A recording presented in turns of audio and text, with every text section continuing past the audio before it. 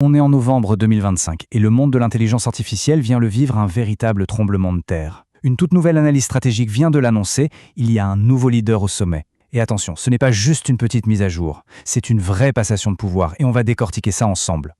En l'espace de quelques semaines à peine, Google et OpenAI ont tous les deux lancé leur nouveau modèle phare.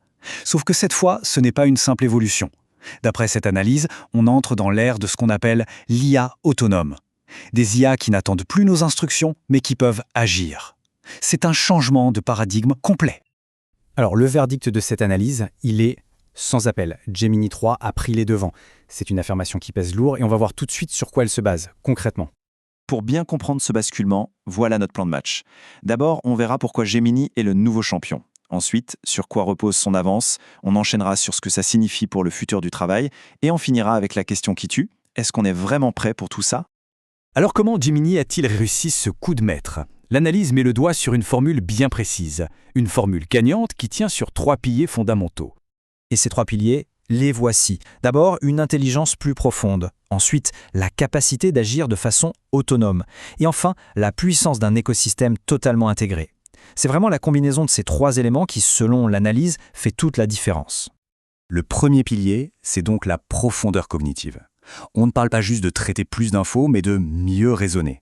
Gemini 3 montrerait des capacités assez bluffantes dans des domaines très complexes, des choses normalement réservées à des experts humains de très très haut niveau. Bon, la théorie c'est bien beau, mais en pratique ça donne quoi ? Passons à la partie la plus croustillante, la confrontation directe, avec les chiffres sur la table. Regardons ce premier test, le GPQA Diamond. Là, on est sur du lourd. Ce sont des questions scientifiques tellement pointues qu'elles sont au niveau d'un doctorat. Et ici, on voit que Gemini 3 creuse un écart vraiment significatif. Ce n'est pas qu'une question de score, c'est la preuve d'un raisonnement supérieur dans des domaines de pointe. On pourrait se dire, bon, 4%, c'est pas grand-chose. Mais attention, à ce niveau de complexité, c'est juste énorme. Dans des secteurs comme la finance ou la recherche et développement, cette petite différence se traduit directement par une grosse réduction du risque pour l'entreprise.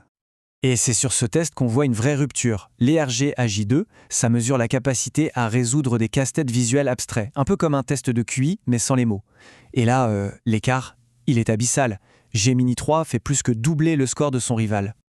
Le point crucial à retenir, c'est que ce n'est pas juste une petite amélioration, non, c'est un véritable bond en avant. La capacité de l'IA à piger des concepts abstraits, visuels, vient de passer un cap décisif. Et au-delà des scores, c'est l'architecture même de Gemini qui est différente.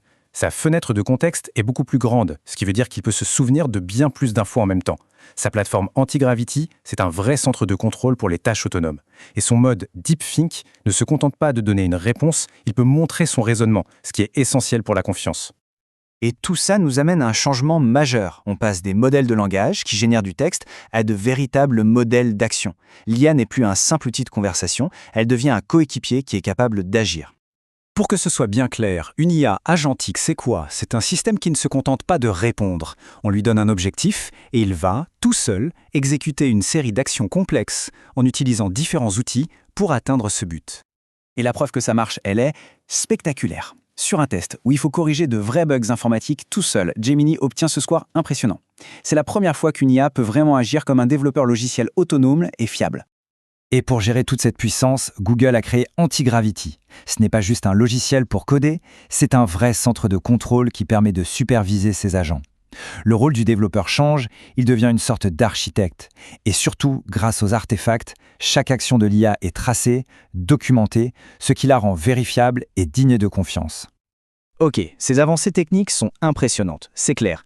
Mais comment est-ce qu'on transforme ça en valeur concrète pour une entreprise ? C'est là que la stratégie devient vraiment intéressante. L'une des clés, c'est cette idée de signature de pensée. Pour des secteurs très réglementés comme la finance ou le droit, c'est une révolution. Fini la boîte noire de l'IA. On peut maintenant suivre, vérifier et auditer son cheminement logique, ce qui change tout pour la conformité. Et voilà comment tout ça se connecte au business. Chaque capacité technique, comme l'autonomie, ouvre la porte à de tout nouveaux services, comme du conseil en automatisation. Le raisonnement profond, lui, crée une demande pour des services de gouvernance et d'audit de l'IA. C'est direct. Tout ça nous amène à la question finale, et c'est peut-être la plus importante de toutes. La technologie est là, c'est un fait, mais quid du facteur humain ? Est-ce que nous, en tant qu'entreprise et qu'individus, on est prêts pour cette nouvelle réalité ? Ce chiffre, il est très parlant. 76% des dirigeants voient déjà l'IA comme un coéquipier.